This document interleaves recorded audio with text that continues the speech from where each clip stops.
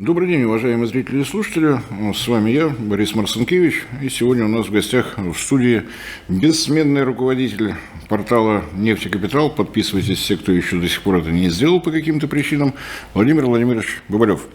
Борис Леонидович, приветствую. Разговор о нефти и капитале, поэтому надо начинать с каких-то глобальных проблем. Что у нас с международной обстановкой? Вот даже не знаю, с чего начать. Столько вариантов, столько сюжетов, что дух захватывает. Стабильности нет. Может, там поубывающе. Вот ОПЕК принял решение, что все-таки будет наращивать объем добычи. Погорячились. К чему это может привести? А если серьезно, то, в принципе, давно собирались и, наверное, решили рискнуть, потому что, с одной стороны, вроде бы на рынке происходит такое вот какое-то вот колебание вокруг этих 73 туда-сюда, и, казалось бы, никаких фундаментальных факторов, которые позволили бы вот сейчас начать увеличивать добычу в полной уверенности, что нефть не упадет ниже, но, с другой стороны, есть факторы, которые, в принципе, могут благоприятно сказаться на цене на нефть и, в общем, даже где-то как-то привести к своего рода нехватке ее на мировом рынке. Собственно, какие это факторы? Во-первых, России надо еще как-то пережить байденовские санкции, потому что тот удар, который был нанесен уходящим самоходным Джо, он, в общем, не смертельный, но достаточно болезненный, потому что санкции перешли не к таким общим каким-то формулировкам, а давайте запретим возить нефть, а проверять не будем. Теперь, собственно, в список входят уже совершенно конкретные танкера с номерами, вплоть до фамилий капитанов. То есть, в общем, так попытались докопаться, что называется, каких-то деталей, и это, некоторым образом действительно ситуацию осложнило. Плюс ко всему перепугались Китай и Индия. Индийцы подтвердили, что они не покупают российскую нефть, которая стоит выше потолка в $60. Потом вроде как передумали, но тем не менее какие-то сомнения, колебания присутствуют. А сомнения и колебания, мы знаем, что такие информационные вбросы, они плохо влияют на рынок, плохо влияют на цены, плохо влияют на трейдеров, которые тоже начинают колебаться, начинают думать, а фрахтовать или не фрахтовать, а поставлять или не поставлять. Опять же, ситуация с китайскими НПЗ, у которых квоты то есть, то нет. Порт Шаньдун, он нефть то принимает, то не принимает. Причем там вообще какая-то казусная ситуация. То есть порт говорит, что он не принимает. Китайские власти говорят, что указаний не давали. Поэтому Я пытался следить, там еще возникли арендованные частными компаниями пристани, которые принимают, хотя порт не принимает. Да, как было у Хазанова, тут играем, тут не играем, тут рыбу заворачиваем. Непонятно. Из интересных факторов, которыми уже, в принципе, можно оперировать, это, собственно говоря, эти новые трамповские пошлины. Эти трамповские пошлины уже сразу, в общем, сильно осложняют поставки мексиканской нефти на американские НПЗ. Это раз. И, соответственно, они осложняют поставки канадской нефти. Еще предварительно же был отзыв лицензии у Шеврона на работу в Венесуэле. Только хотел сказать, соответственно, Шеврон... Это такой уже комплект получается. Да, я напомню ситуацию с Шевроном. Шеврон продолжает работать в Венесуэле, добывая подсанкционную нефть, на что он имеет специальное разрешение. И эта схема, она, в принципе, как некая отдача долга Венесуэлой за конфискацию американских активов, которые до определенного момента существовали в Венесуэле, там добывалась нефть, потом после национализации Венесуэла оказалась всем должна, и Шеврон таким образом этот долг в виде добычи получает. Вроде как лицензию у Шеврона тоже отозвали, соответственно, венесуэльская тяжелая нефть, которая тоже снабжала американские НПЗ, она, по идее, тоже с рынка выключается. Ждем теперь реакции, что скажут канадцы. Совершенно верно. Звуки уже произносят какие-то, правда, не очень понятно, что они могут сделать. Они, видимо, сами не очень понимают, куда бежать, за что хвататься, потому что, с одной стороны, вроде бы, тяжелая нефть на рынке вещь полезная, продать ее всегда можно, но возникает вопрос логистики. То есть, соответственно, канадцы долго строили эти трубопроводы из провинции Альберта, собственно говоря, в Техас и на побережье, чтобы поставлять свою нефть, и соответственно, это все теперь чисто теоретически не нужно, хотя поставлять можно, хотя это будет уже менее выгодно, а может быть подумать про экспорт, а с другой стороны экспорт дороже, то есть как бы и мощностей нефтеналивных портов, чтобы всю свою добычу увезти, у них тоже нет. Просто не хватит. Соответственно, неопределенность.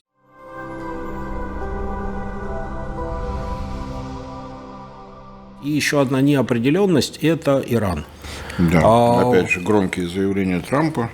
Возникает такое ощущение, что по большому счету Байден... никак не отвыкну. Трампа не столько интересует Украина, хотя это такой как бы кейс интересный, и в том числе и для публичных всяких упражнений. С какой-то такой геополитической точки зрения возникает такое ощущение, что Байден больше интересует ситуация на Ближнем Востоке. И если по Украине все это, такое шоу, то с Ближним Востоком все абсолютно конкретно, и те санкции, и то воздействие, которое Трамп обещает осуществить на поставки иранской нефти, это все совершенно реально.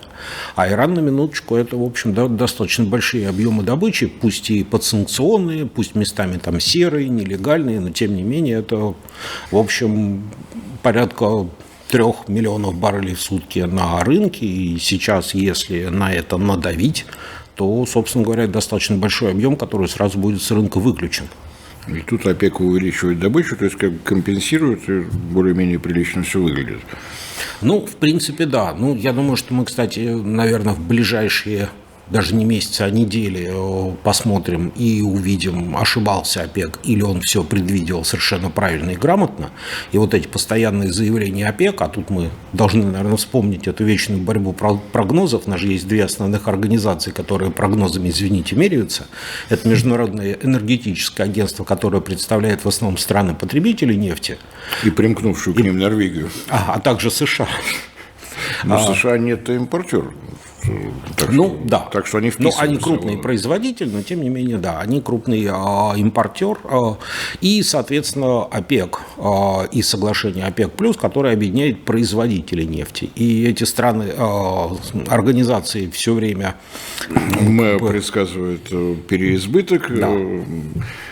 ОПЕК предсказывает рост спроса. Да, и поэтому все время возникает коллизии между вот этими прогнозами. Вот сейчас мы и на практике увидим, кто из них правее и кто лучше предвидел ситуацию. Но должен сказать, вот как мне кажется, ОПЕК, если ошибается, то достаточно редко. И такое решение, в общем, такое судьбоносное, потому что, я напомню, нефтедобыча странами ОПЕК, соглашение ОПЕК+, не повышалась с 2022 года. То есть уже, в общем, 2 с лишним года. Соглашение действует с 2017 года, они там по-разному маневрировали, но как пандемия закончилась, так держали и держали.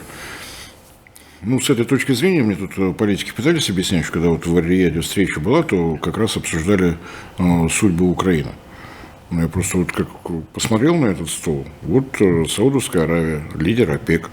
Вот Россия, лидер того плюса, который в сделке ОПЕК+. Вот Соединенные Штаты со своими 13 миллионами баррелей в сутки.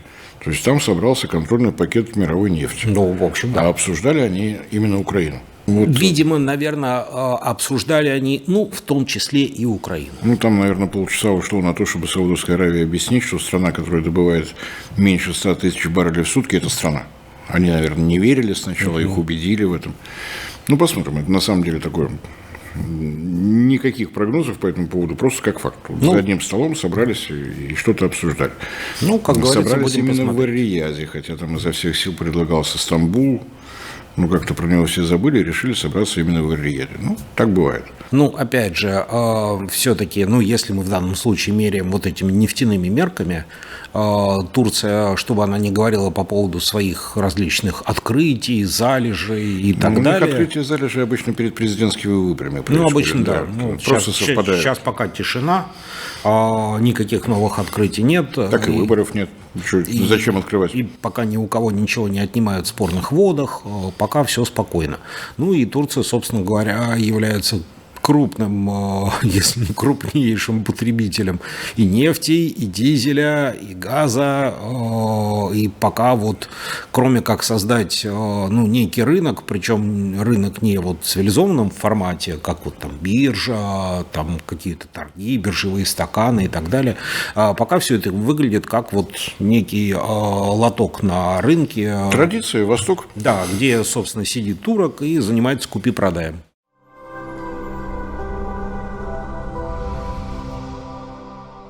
Про хаб что-то перестали разговаривать. Вот раньше у нас были какие-то гигантские планы, турецкий газовый хаб организовывать, сейчас как-то стихло. Потому что, видимо, раньше все-таки, слово модное, непонятное, все спрашивали, а что же такое газовый хаб? И все пытались найти какие-то формулировки, которые объяснят вот эту вот палатку с сидящим турком, и придадут этой палатке какой-то цивилизованный вид.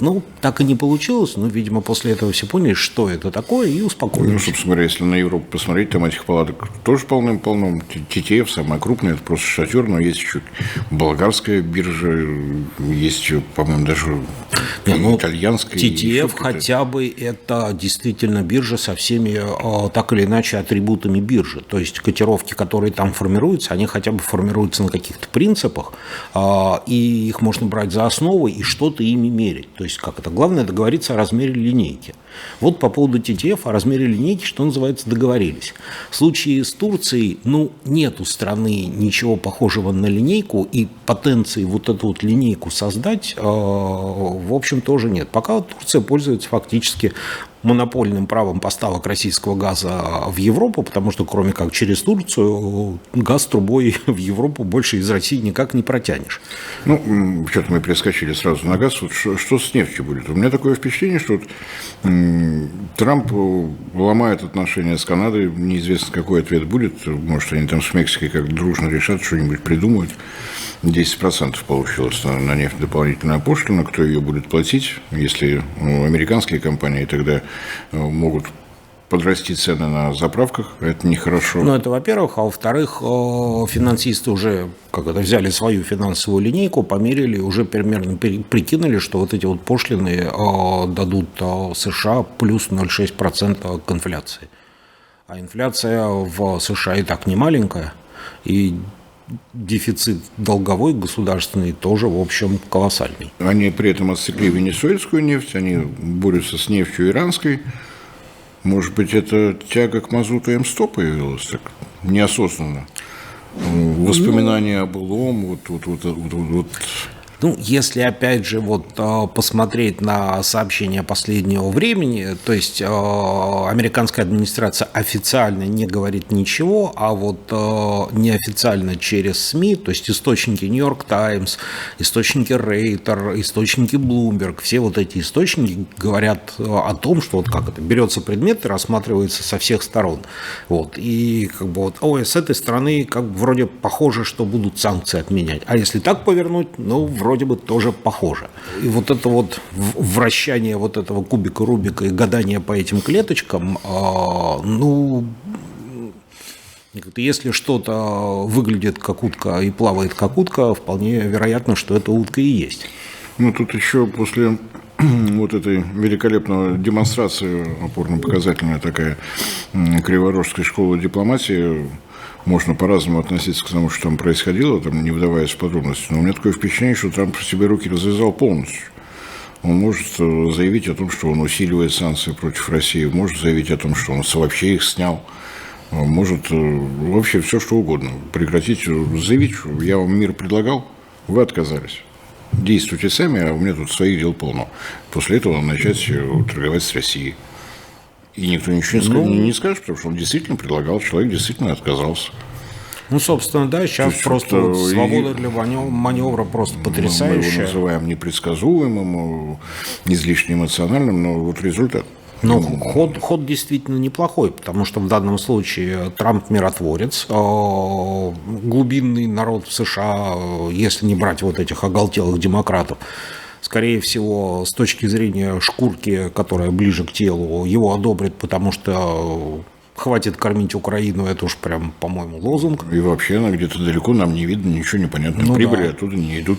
А цены у нас здесь, и, кстати, вот цены на электричество растут, не нравится нам это. Поэтому, да, спасибо, дорогой товарищ Трамп, что вы беспокоитесь о народонаселении вверенной вам страны. То есть логика в этом есть. Во-вторых, получается, Трамп легким и изящным движением фактически стравил впрямую Россию и Европу. Судя по тому, как всполошились все те, кто помогал Украине, как мог, а теперь все собираются помогать не только как могут, а даже больше, чем могут. И, в общем, Трамп, фактически выскочил из этой истории, причем достаточно чистеньким. И, кстати, что не мешает ему продавать Европе американское оружие, Европе-то можно? Можно. Что она потом с ним делает, там... Это ваша проблема. Но самое смешное, что он ровно так же совершенно спокойно может откликнуться положительно на просьбу со стороны России. Продайте нам пушки, пожалуйста. И никто ничего сделать не может. Я во всем вашем мероприятии в Европе не участвую. Я вам предложение сделал, вы от него отказались. Так что он ли бизнес? Все. Сейчас призывают отключить Starlink для киевского режима. Но это же невыгодно, за него уже платят. Если предложить Starlink России. Я вам открою один секрет. У России на самом деле достаточно много Старлинков. Это серый вариант, а так вот напрямую. Так у нас много чего серого. Вот флот, например. У нас флот есть серый, фиолетовый, там какой-то там отдельно же был серый флот для нефти, какой-то там серо-бурмалиновый для газа. Вот у нас это как с водородом, он там тоже бывает зеленый, серый, голубой. Сейчас еще белый появился. В ромашках. Каких только нет. То есть с нефтью вообще непредсказуемо. ОПЕК свой ход сделал. Я так подозреваю, что действительно в ожидании того, что возникнет какой-то дефицит в Соединенных Штатах, у них же, по-моему, по прошлому году снизился спрос в Штатах. Спрос подснизился. Собственно, у них и добыча тоже особо не растет, потому что трудно наращивать добычу быстро, особенно если в времена правления Байдена компании очень мало инвестировали в новые разработки, потому что не приветствовалось. Они раздавали дивиденды. Да, раздавали дивиденды, соответственно, все средства, которые были заработаны, они не вкладывались в новое развитие, в новое производство, а, собственно говоря, шли акционерам, акционеры были счастливы. И готовились вложиться в зеленую энергетику, но тут она внезапно кончилась. Да, слава богу, все перекрестились по-католически там в нужную сторону и начали опять вкладываться в углеводороды. И, кстати, что касается зеленой энергетики, она действительно не очень в Штатах-то и взлетела, прямо скажем. И в основном развивается газовая, а также атомная. И уголь тоже никто со счетов никуда не развивается. Последний атомный реактор был построен совсем недавно, строился он 18 лет, то есть это не показатель. Нет у них со стройками, не получается. По крайней мере, хотя бы не ломается под корень, как в Германии. Германия, конечно, это просто радость. У них очень хороший кандидат в новые канцлеры, просто прекрасен. То есть ждем. Ждем, да, тем более, что... Большое событие – это ОПЕК. ОПЕК всегда во всех своих коммюнике оставляет эту лазеечку. В том случае, если ситуация изменится, нам ничто не мешает собраться, проанализировать изменившуюся ситуацию и открутить все назад. В принципе, профессионально. То есть мы свой прогноз сделали, если он ошибочен, мы исправимся. Так бывает. Теперь, с нетерпением ждем. Если ОПЕК говорит, что, наверное, пора начинать потихонечку откручивать фитилек обратно, то, видимо, они что-то знают. И это нам, как нефтяникам, очень, конечно, греет душу, потому что хочется, чтобы нефть в цене росла. Это очень приятно. Что с российской нефтью происходит? Потому что для России то, что происходит с нефтью в России, засекречено, как известно. Это очень правильное решение. Потому что аудиторию читателей Блумбергов и Financial Times надо каким-то образом увеличивать. Больше информации получить неоткуда. Если следить за Блумбергом, там полное безумие. На первой неделе января отгрузки в России снизились, все, Россия разваливается. Вежливый вопрос, вообще-то новогодние праздники. Нет, сократилось. А если смотреть по показателю месяц к месяцу, февраль к январю, то в феврале тоже сократились отгрузки. джентльмены, там 28 дней и 31. Неважно, важно, что вообще происходит. Отгрузки действительно подсократились, потому что, повторюсь, все-таки наложенные санкции на российскую нефтяную логистику, они такие болезненные все-таки. То есть какое-то время надо переварить. Какое-то время надо переварить, найти новые суда. Вот, кстати, сейчас, как аналитики свидетельствуют, большую популярность получили вот эти небольшие танкера типа Афромакс, Суэцмак. То есть, соответственно, вот эти мега-супер танкера теперь выходят куда-то в море, выключают бортовые огни, к ним подбегают растягивают все это, рассасывают по своим трюмам и дальше. И на какие-то частные пристани, там, где не покупают, где покупают, но не покупают. То есть, в целом в Китае нельзя, в Шандуне нельзя, но на этой пристани, на этой эстакаде можно. Если через то нефтеналивное судно, то, которое в и списке, через оно это юрлицо, которое, соответственно, зарегистрировано китайское, но в Саудовской Аравии, а на судне флаг Панамы, а команда греческая, а капитан только что здесь был, но вышел вместе с судовыми документами, сами 3 дня ищут. Наверное, утонул. Прямо на палубе. В общем, игра государства «Поймай нефтяника» 150 лет продолжается с переменным успехом явно в разные стороны. Что у нас на внутреннем рынке? Не побоюсь этого слова, что на нашем замечательном рынке, где... На внутреннем рынке, опять же, как мы... Продление этого, кто-то говорит запрета, кто-то говорит разрешения. То есть в очередной раз продлена возможность для экспорта для производителей. Все остальные не могут. Продление запрета разрешения на запрет. В общем, если это все сократить до короткой фразы, производителям бензина разрешили с 1 марта его экспортировать. Но только производителям. Только производителям, без биржевых операций, произвел можешь ввести, но и то. У нас, в принципе, если не брать этот спецэффект от некого неопознанного летающего объекта под названием обломки, если традиционно, у нас процентов на 10, по-моему, превышал объем производства, объем внутреннего спроса. То есть речь об этих 10%. В принципе, да. Другое дело, что у нас сейчас на носу посевная и уборочная, но, как правило, посевная и уборочная – это дизель. С дизелем у нас особо проблем никогда не было, за исключением зимнего, но это вечная боль. Зима приходит неожиданно. Каждый год мы узнаем: ух ты, в России зима. Кто бы мог подумать? Черт, опять не хватает зимнего дизеля. Другое дело, что зимний дизель – это не про посевную и уборочную, поэтому с дизелем, в принципе, все, скорее всего, будет нормально. Да, как мы понимаем но мы не можем опираться, к сожалению, ни на данные Минэнерго, ни на данные Росстата, но мы как-то душой ощущаем, что переработка у нас подсократилась. Кофе пьем, чашечку переворачиваем. Да. Так как-то. Да. Опять же, источники из-за забора НПЗ, это все. Переработка действительно подсократилась, причин к этому, в принципе, есть. Так или иначе, падение обломков всяких метеоритов так или иначе влияет. И плюс ко всему нельзя забывать, что много чего на российских НПЗ было построено еще во времена дружбы с недружественными странами, и, соответственно, какие-то технологические моменты тоже с учетом того, что подходит еще и время планово-предупредительных ремонтов на НПЗ, и у нас высокий сезон.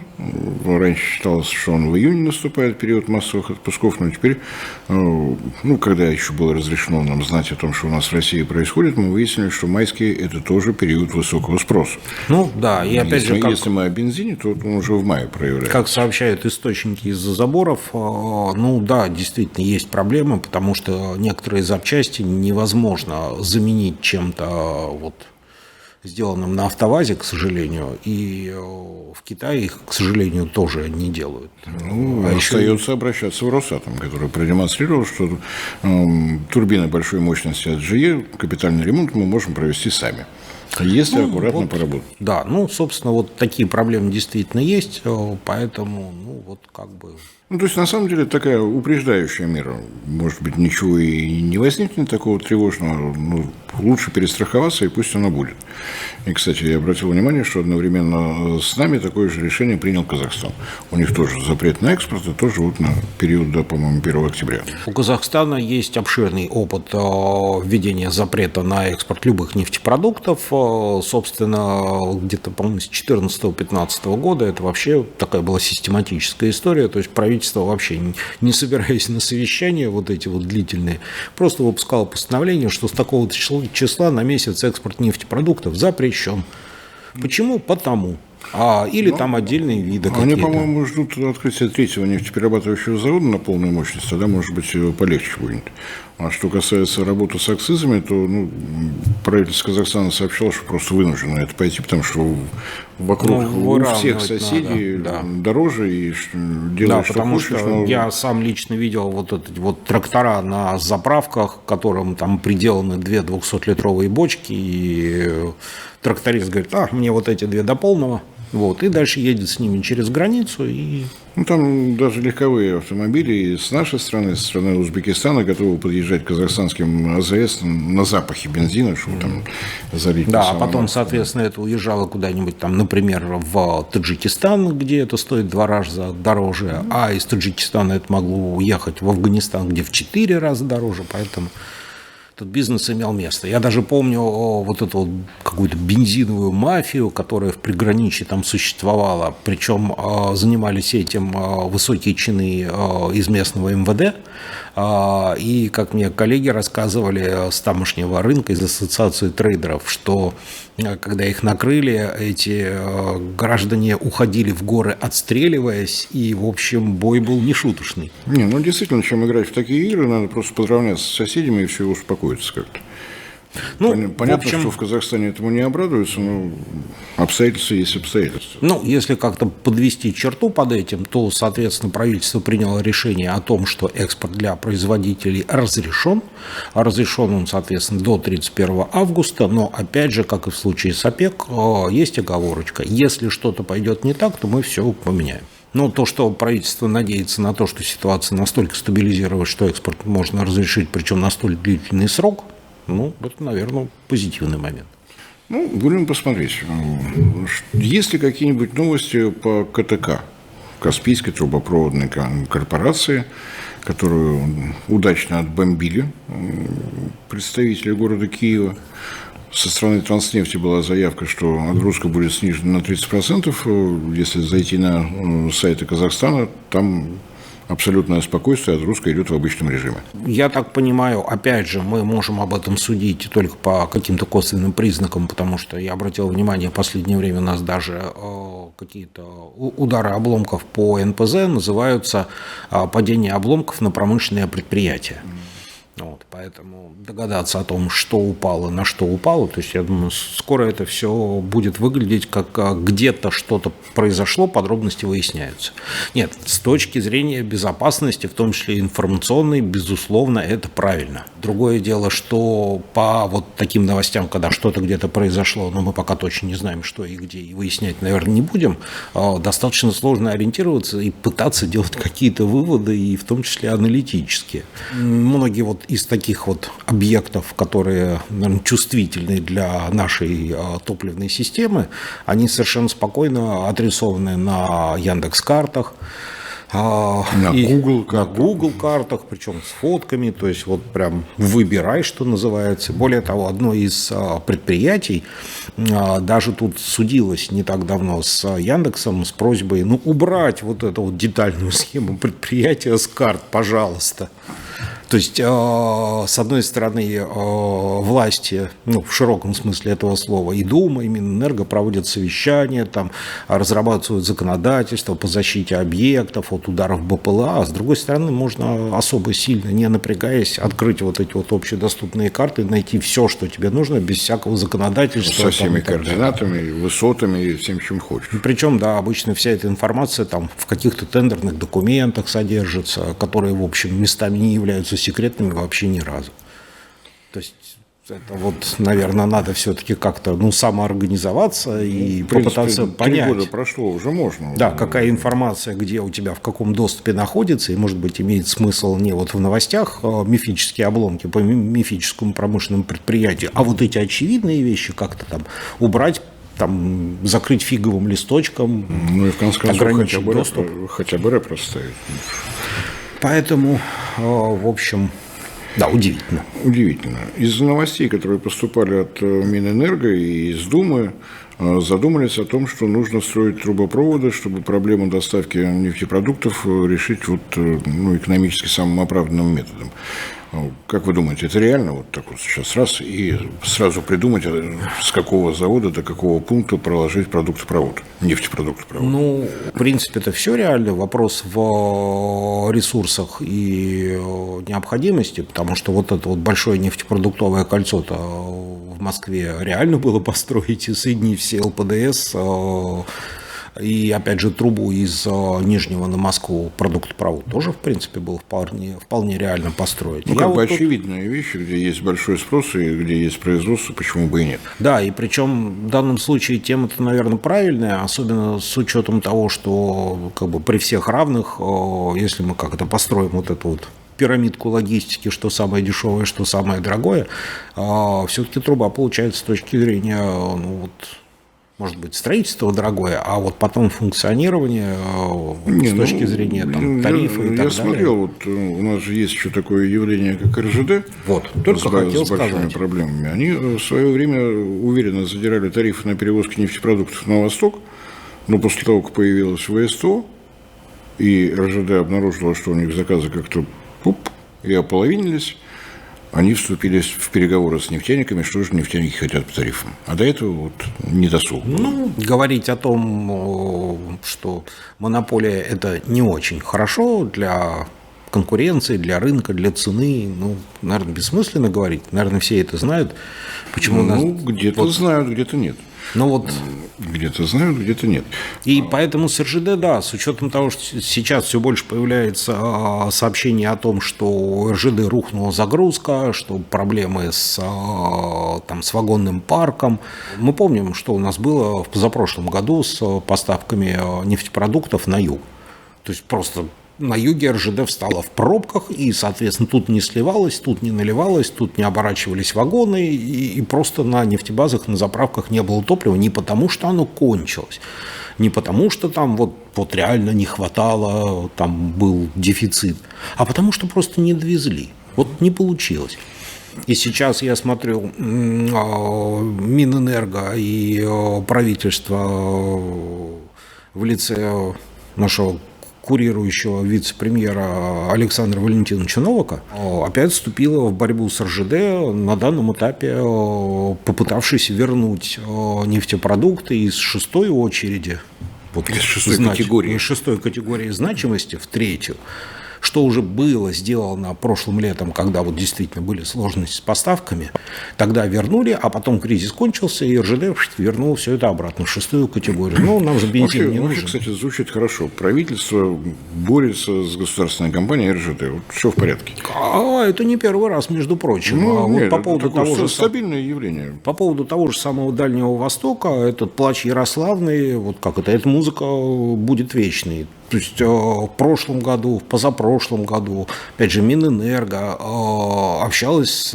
РЖД на предмет того, что хорошо было бы как-то снизить тарифы на поставку, компенсации какие-то там и так далее. То есть министерство уговаривает компанию, чтобы государственную, чтобы оно как-то прекратило надувать щеки и, прости господи, фигово работать.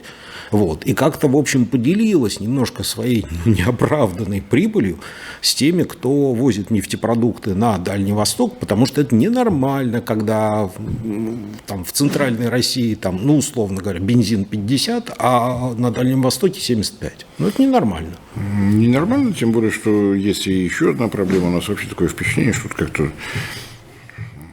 не совсем понятно, кто в какую сторону двигается. На Дальнем Востоке у нас 2 нефтеперерабатывающих завода. Возможности министерства диктовать, кто из них когда встает на планово-предупредительный ремонт, нет. И там неоднократно возникали случаи, когда они оба одновременно были на ремонте. И доходило до того, что карточную систему выводили. Ну, что касается ремонтов, тут вот уже участники рынка не первый год просят, там, ладно, там, ставьте на ремонт их когда хотите, но вы хотя бы говорите, а то у нас и графики ремонта секретные, ну, по идее. Но при этом раньше было, не знаю, как сейчас, графики ремонта МПЗ в виде продукта информационного можно было купить. То есть это секретное, но если есть деньги, можно купить. И потом кто-то спрашивает у рейтеров и блумбергов, а откуда это у них информация. Ну, наверное, вот наверное, как-то. Ну, и, в общем, хочется надеяться, что сколько-то лет пройдет, но мы узнаем когда-нибудь, нам вслух скажут, самый большой государственный секрет, сколько АЗС в России.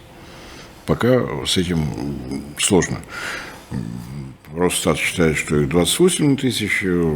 Участники рынка, включая независимые топливные союзы, то есть не связанные с крупными компаниями, считают, что их 32 тысячи. Вот я вас сейчас убью еще более секретным вопросом. Представляете, вот вопрос не сколько у нас АЗС, а вот ответ на вопрос, а сколько нужно. То есть генеральной схемы размещения АЗС нет.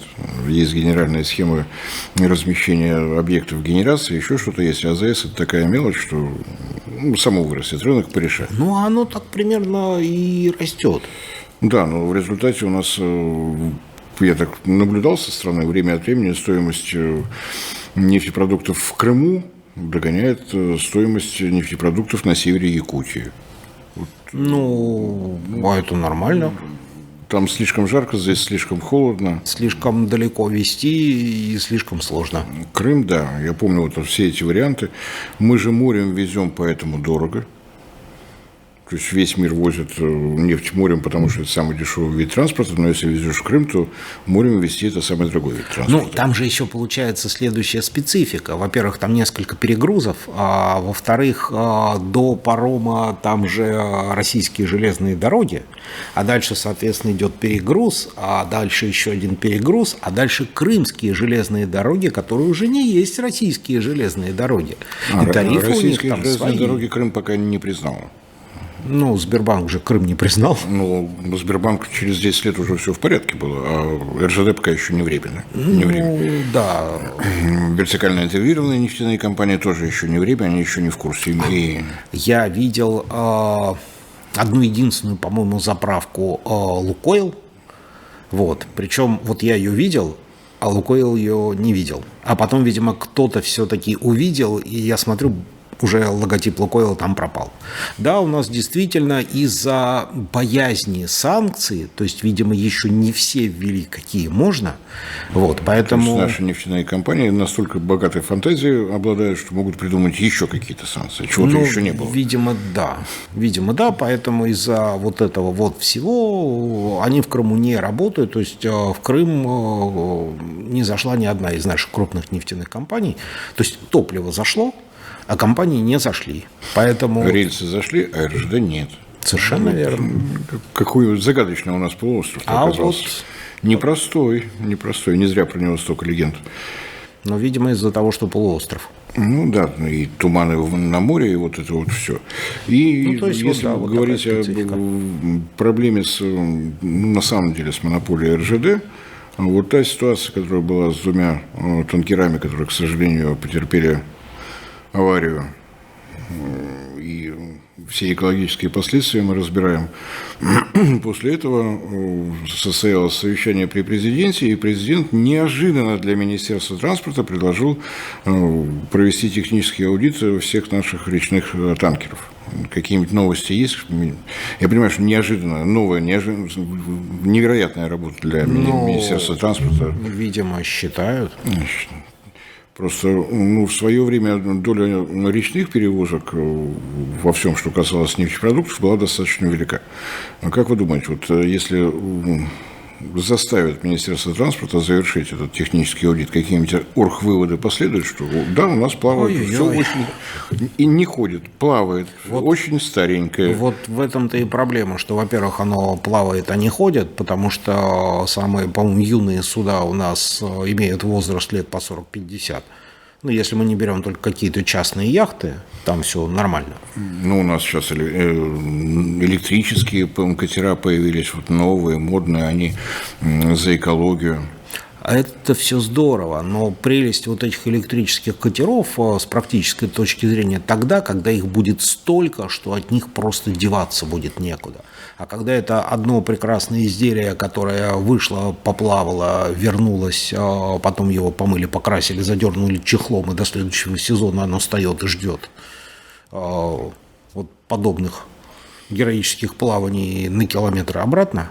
Ну, а как вы думаете? Массовость. Нужна массовость. То есть нужны массовые речные суда, там, даже речные танкера. Танкеры класса река-море, которые затонули, у них уже нет имен собственных, то есть было видно, какая шла серия. Там 200 с чем-то, и понятно. Ну, просто судьба их, как на флоте говорят, систершипов, неизвестно, то есть из этих-то, может, и остались-то вот эти 219. Не, ну это намек на то, что в свое время была серия типового совершенно решения, не надо было изобретать, можно было действительно за счет массовости и скорости их строительства увеличить и себестоимость уронить, потому что если все заводы гонят по одному стандарту, вот результат. Просто тогда, на самом деле, вот тут придется вспомнить лихие 90-е, потому что весь флот был распилен в прямом переносном смысле, вот как бы вот в 90-х, 2000-х что-то было сдано на металлолом, что-то выкупили трудолюбивые китайцы.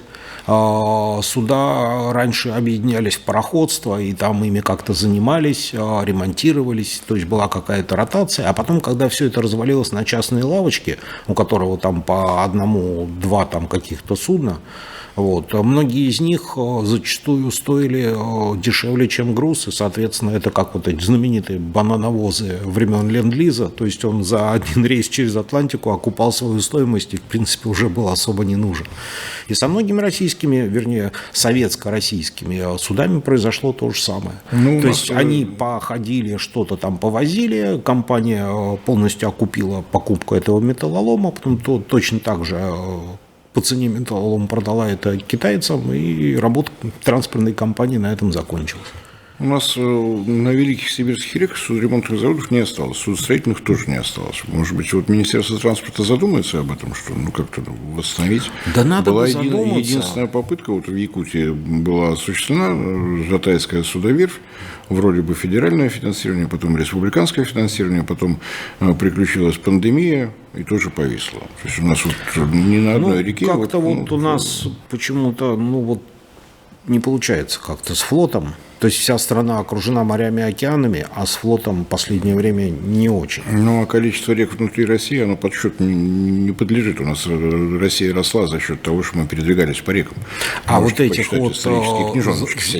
звоночков буквально уже в рынду по поводу того, что с флотом надо что-то делать, вот они каждый день нас настигают. Вот ситуация с этими танкерами и, соответственно, те лоханки, которые еще ходят, вернее, плавают по рекам, с этим надо что-то делать. Теневой флот, то есть собираются вот эти корыта любого возраста там в странах, типа там Габонский флот решил предоставить нам свои танкера. У нас своих как бы нету, поэтому приходится использовать там вот эти чуть ли не, которые еще на угле ходят. Второй момент. Третий, те же самые газовозы. Тоже как бы проблема есть с поставками российского СПГ, потому что газовозов нету, потому что газовозы холодная струя идет, стакан подставить не можем. Потому что газовозы у нас строят Китай, Корея, Япония, а мы не строим.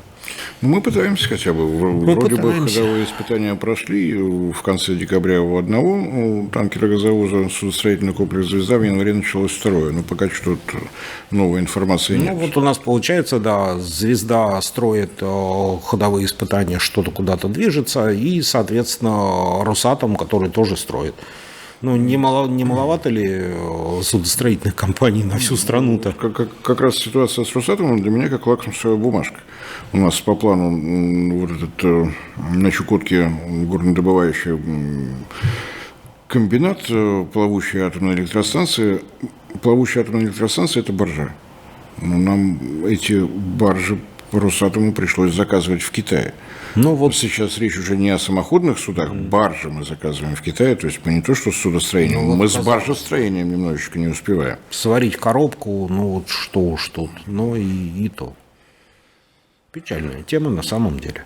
Ну вот у меня единственная надежда, что сейчас под, ну как еж птица гордая, Министерство транспорта занялось техническим аудитом речного танкерного флота. А как-то мы, кстати, с ОПЕК внезапно в танкерном флоте российском оказались? Я что-то упустил. Сложно. Вот увлекли вы меня темой. Мне кажется, что, может быть, проблема еще в том, что это стык. Это и Министерство транспорта, да. и Министерство промышленности, которое за производство у нас отвечает, А вот это, кстати, отдельная и боль. Министерство энергетики, которое могло бы собрать данные, что нам для того, чтобы разгрузить РЖД, необходимо вот такое количество плавсредств. Вот как-то вот три ведомства, и похоже, Вот что... почему-то как-то плохо у нас с межотраслевым взаимодействием утрачен навык советских времен делать это хорошо. Ну и в советские времена было далеко не всегда не так просто, но тогда как-то объем цифровизации, вот это модное слово цифровизация, вот оно есть, а где оно? Мы с высоких трибун слышим о том, что... Ну, это когда наши вот, а что такое газовый хаб? Объясните, пожалуйста, у всех разные взгляды на это дело. Что такое газовый хаб, видишь ли, Юра? Да. Вот с цифровизацией примерно что-то как-то так же. Ну, вот и будем размышлять. Позволю себе напомнить, что не так давно в этой студии мы собирались с коллегами из Института прогнозирования РАН, из Московского энергетического института, размышляли о необходимости появления в России, ну, так скажем, межведомственного экспертного сообщества, агентства, называйте как угодно, но это должны быть независимые эксперты. Мы втроем посидели, подумали, решили, что да, спрос такой есть, мы отвечаем втроем «да», будем думать дальше. Может быть, и Владимир Владимирович к нам присоединится. Большое спасибо, что нашли время. Я надеюсь, что у нас еще будет возможность поговорить об оставшейся части углеводородов. Про жидкие мы сегодня вроде бы более-менее все вспомнили, убедились, что все в тумане. Все кипит и все сырое. Спасибо вам. Спасибо.